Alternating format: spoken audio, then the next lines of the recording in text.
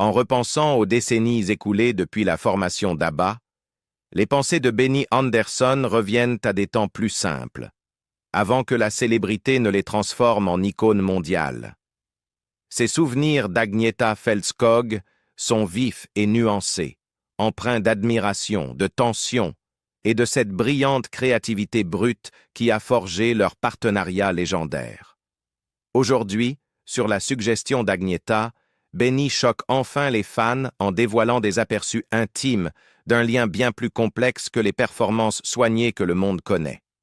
Restez à l'écoute, alors que nous dévoilons les multiples facettes de leur collaboration riche en histoire, où des liens artistiques profonds se sont heurtés à des défis personnels, laissant une empreinte indélébile dans l'histoire de la musique pop, un héritage forgé loin du regard du monde. Il est difficile de croire qu'ABBA n'ait pas toujours existé en tant que méga-groupe pop accompli, mais croyez-le ou non, gagner l'Eurovision avec Waterloo n'a pas marqué le début du parcours d'ABBA vers la superstars musicale. Ils étaient déjà tous, individuellement, de véritables vétérans de l'industrie musicale en Suède. Cette observation saisissante résume parfaitement les parcours musicaux remarquables de Benny Andersson et d'Agnetha Fältskog, bien avant qu'ils ne deviennent les forces emblématiques derrière l'un des plus grands phénomènes pop mondiaux. La carrière de Benny Andersson a débuté à une époque où la scène pop suédoise était dynamique et en pleine évolution. En octobre 1964, il rejoint The Hepstars en tant que claviériste, un groupe qui s'est rapidement hissé au rang de l'acte rock le plus célébré en Suède dans les années 60. Quelques mois seulement après son arrivée, The Hepstars obtiennent leur premier grand succès avec le tube Cadillac, en mars 1965. En tant que force motrice musicale du groupe et véritable idole des adolescents, Benny ne se contenta pas de maîtriser l'art de la performance live, il commença également à tracer sa propre voie en tant qu'auteur-compositeur, avec des titres classiques comme No Response, Sunny Girl, Wedding, Consolation, It's Nice to Be Back et She Will Love You, intégrés au répertoire, son succès précoce était indéniable. Les talents de Benny allaient bien au-delà de la scène. Il était un compositeur naturel, doté d'un instinct pour créer des mélodies accrocheuses et chargées d'émotions. Son approche innovante et sa quête incessante de la perfection musicale l'ont rapidement établi comme l'un des auteurs-compositeurs les plus prometteurs de Suède.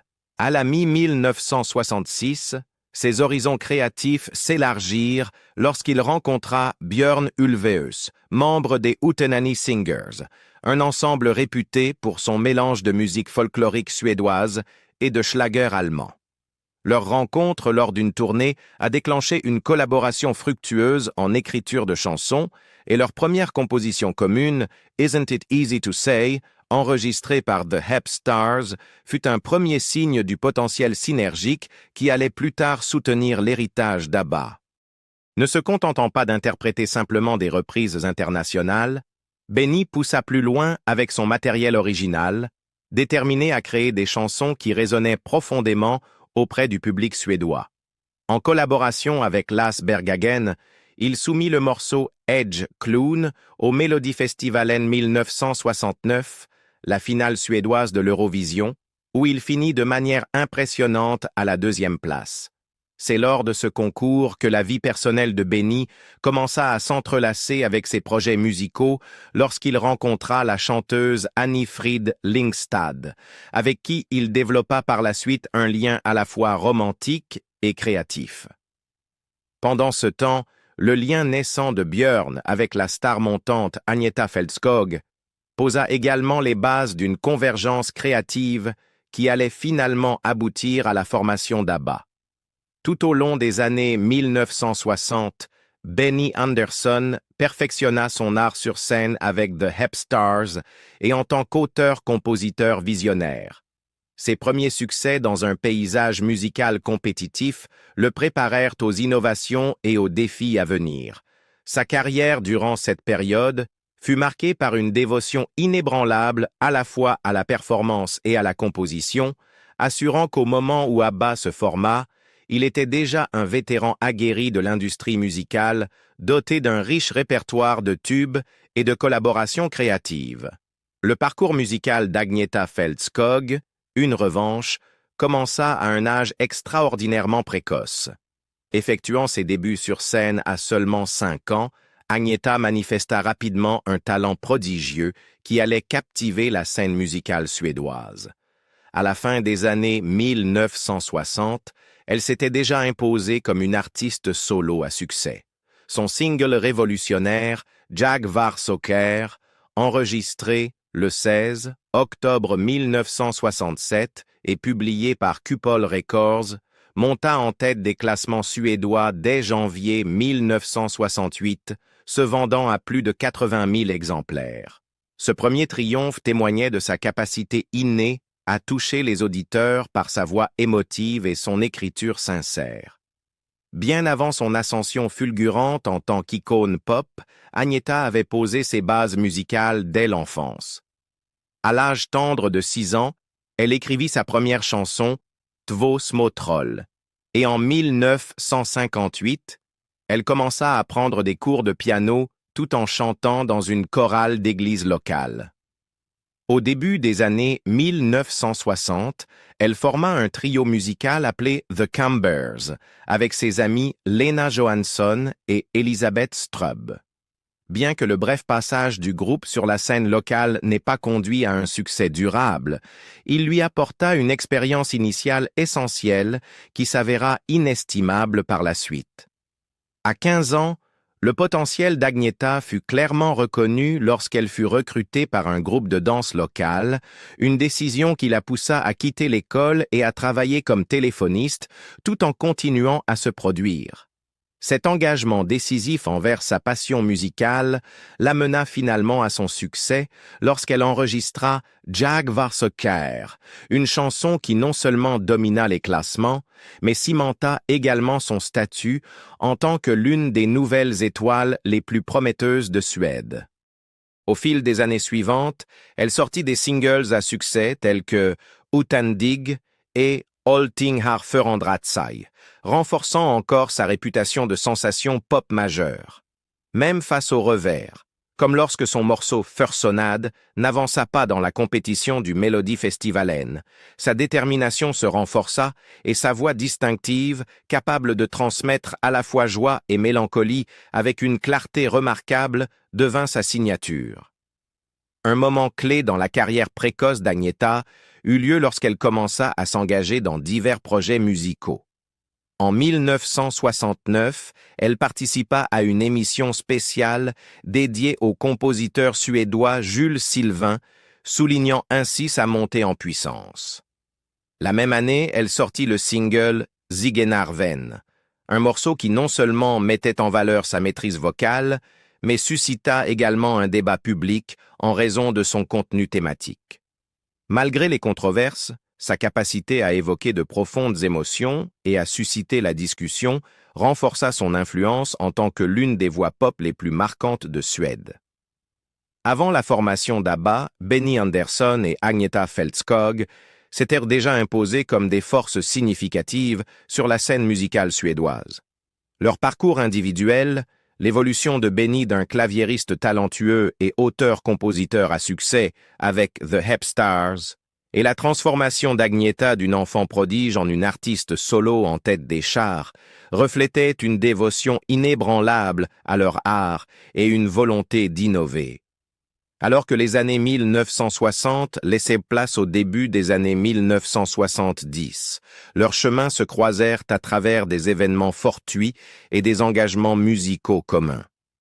Les relations personnelles qui se nouèrent durant ces années formatrices, l'implication romantique de Benny avec Annifrid Lyngstad et la connexion de Björn Ulvaeus avec Agnetha, renforcèrent l'esprit collaboratif qui définirait plus tard ABBA. Dans cet environnement fertile d'expérimentation créative et d'interconnexion personnelle, l'idée de former un groupe commença à prendre forme.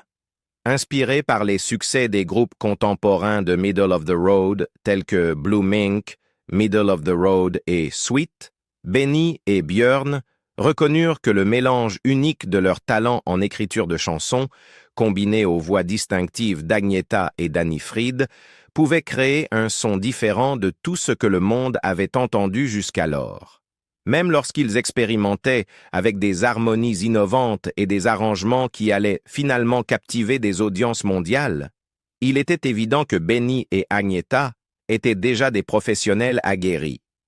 Leurs réalisations individuelles témoignaient d'une compréhension approfondie de l'industrie musicale et d'une volonté de repousser les limites artistiques, des qualités qui posèrent les bases de l'un des phénomènes pop les plus influents de l'histoire. Ainsi, bien avant qu'ABBA ne captive l'imagination du monde avec des tubes comme Waterloo, Benny Andersson et Agnetha Fältskog avaient déjà consolidé leur place en tant que vétérans de l'industrie musicale en Suède. Leur succès précoce, marqué par des performances révolutionnaires, une écriture innovante et un dévouement sans faille à leur art, préparèrent le terrain pour la formation d'un groupe qui allait changer à jamais le paysage de la musique pop. Une vision partagée et l'étincelle de la collaboration.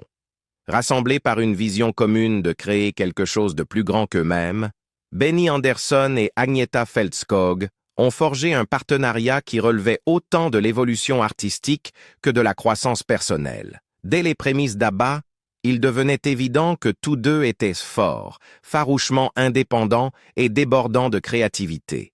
Benny expliqua plus tard « Je ne cherchais pas simplement un partenaire. Je voulais quelqu'un capable de me défier, quelqu'un qui puisse révéler en moi ce dont je ne soupçonnais même pas l'existence. » Et Agnetha fit exactement cela, même lorsque ce n'était pas toujours facile. Lorsque ABBA en était à ses débuts, la chimie entre Benny et Agnetha était indéniable. Leur union n'était pas le fruit du hasard. C'était une rencontre délibérée d'esprits animés par le désir de repousser les limites de la musique pop. En studio, l'exigence de perfection de Benny était légendaire. Ses mots, rares mais puissants, portaient une intensité capable de déstabiliser même les interprètes les plus expérimentés. C'était un perfectionniste dans tous les sens du terme, exigeant que chaque note, chaque parole et chaque harmonie atteignent le plus haut niveau possible. Son approche méticuleuse garantissait qu'aucun détail ne soit négligé, qualité qui se retrouvait dans le son raffiné d'ABBA. En nette opposition à la précision de Benny, Agnetha apportait au groupe une dimension à la fois émotionnelle et intuitive. Son soprano haut et clair n'était pas seulement une prouesse technique, c'était un instrument capable de transmettre tout le spectre des émotions humaines. Sur scène, elle incarnait la grâce, captivant le public par sa beauté et son assurance. Pourtant, derrière le faste et le glamour, Agnetha luttait contre le poids des attentes du public et ses propres tourments intérieurs. Benny la poussait à travers des couches de mélodie et d'émotion jusqu'à ce qu'elle atteigne un état transcendant, bien que la pression incessante fût parfois écrasante. Cette dynamique de défi et de soutien a non seulement affiné leurs talents individuels, mais a aussi jeté les bases du son inimitable d'ABBA.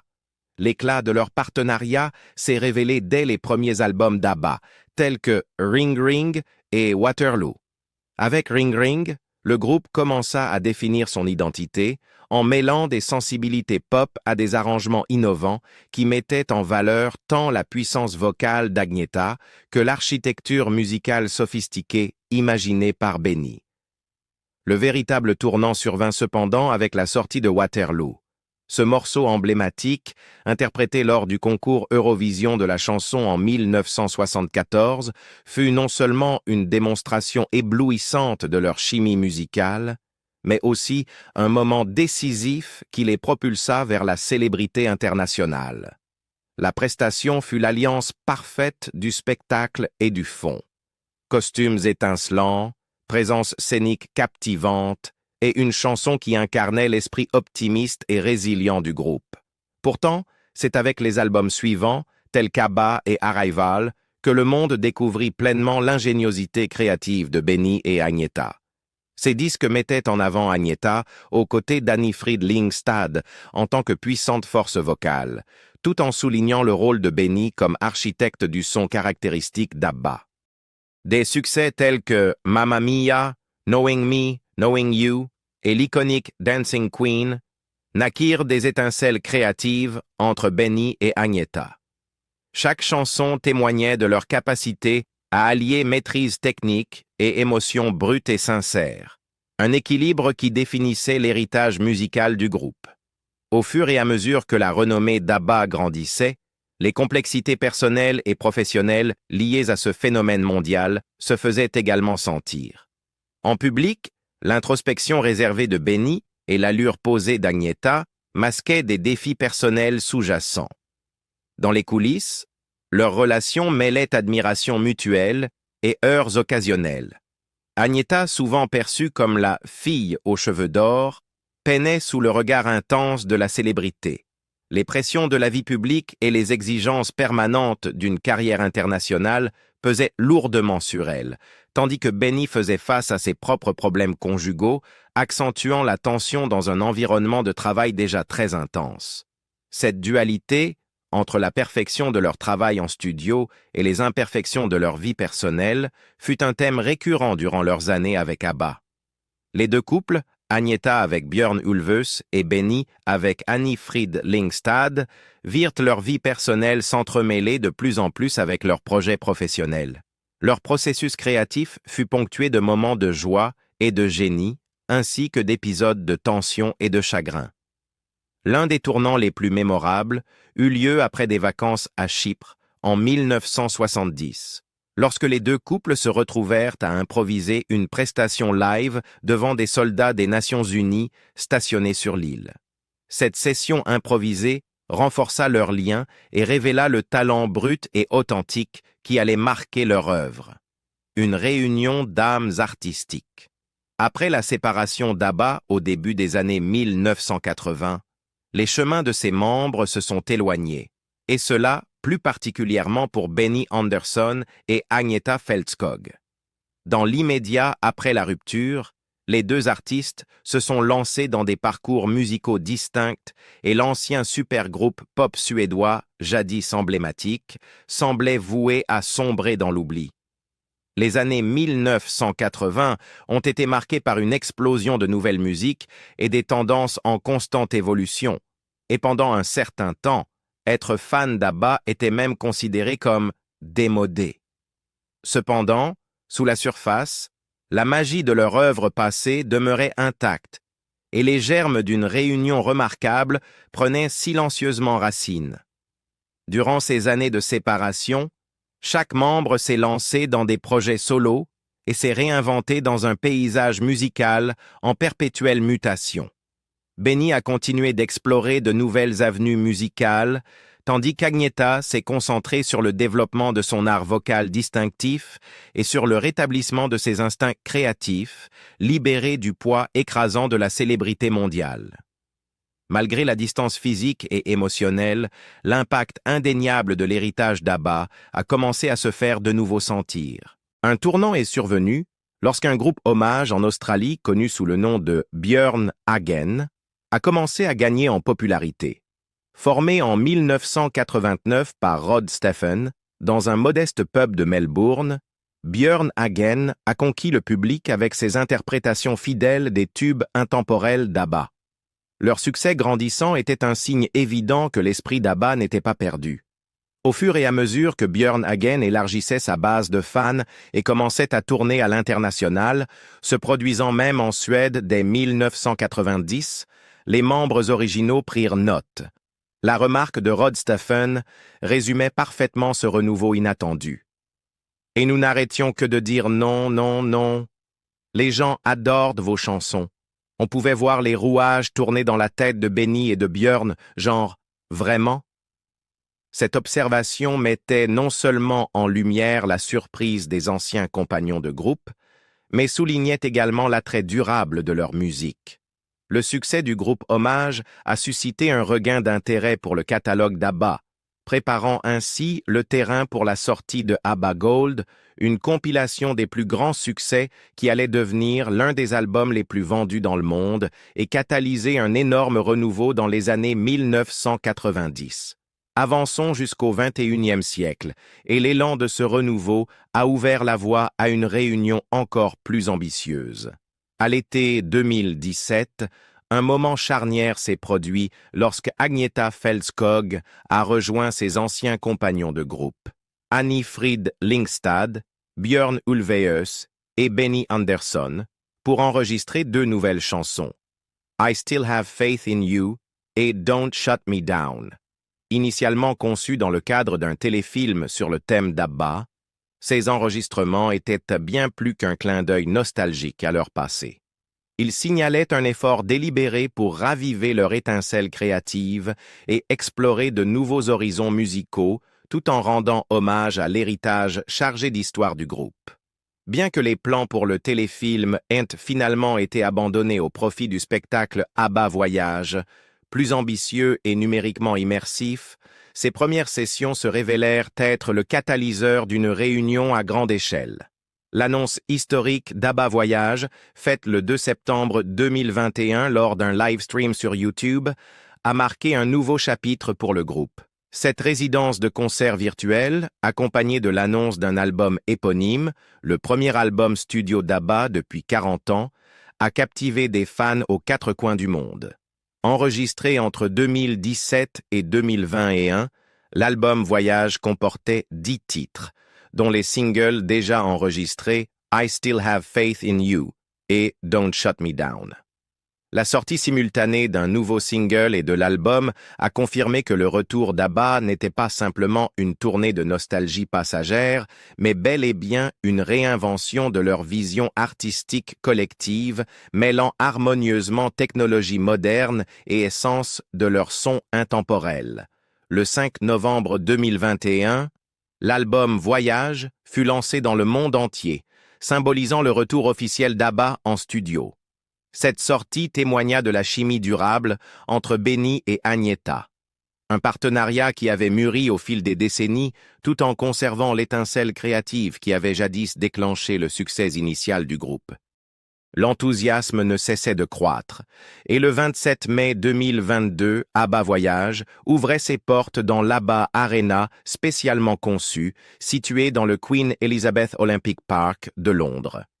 Cette résidence révolutionnaire offrait aux fans une expérience live immersive et unique, tout en démontrant la remarquable capacité du groupe à s'adapter et à prospérer dans un paysage musical en perpétuelle évolution.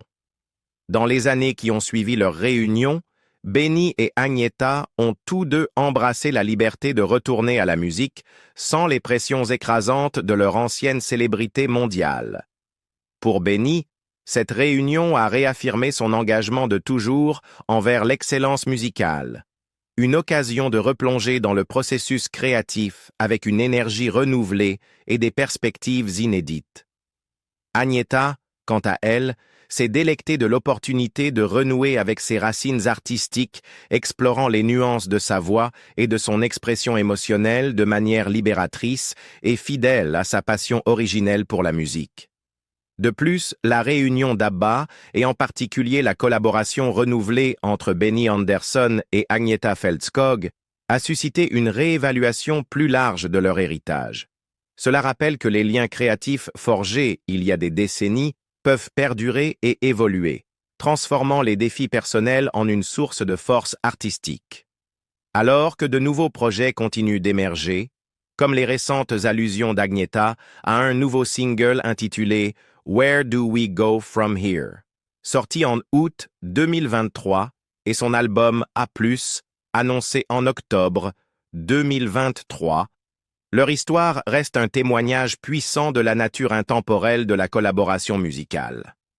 En somme, le parcours allant de la séparation d'ABBA à leur réunion triomphante via le projet Voyage n'est pas simplement une histoire de nostalgie, mais bien une célébration de la créativité et de la résilience durable. Le retour en studio de Benny et Agnetha symbolise plus qu'un renouveau des gloires passées. C'est un pas audacieux vers un avenir où leur musique continue d'inspirer et de résonner à travers les générations. Leur partenariat renouvelé souligne l'idée que, bien que le temps change le contexte, l'essence d'une grande musique et les liens qui la créent demeure éternelle. Et voilà qui conclut ce voyage incroyable à travers l'évolution d'Abba. Benny Anderson d'Abba a enfin surpris les fans avec sa réaction inattendue à la suggestion d'Agnetha Feltskog, ravivant ainsi la magie qui a rendu leur partenariat légendaire. Si vous avez apprécié cette plongée approfondie dans leurs réunions et les fascinants coulisses, n'oubliez pas de cliquer sur le bouton « J'aime », de partager cette vidéo avec d'autres fans d'Abba et de vous abonner pour plus de contenu exclusif. Maintenant, nous voulons avoir votre avis. Que pensez-vous que ce nouveau chapitre signifie pour l'avenir d'Abba et pourrait-il susciter encore plus de surprises de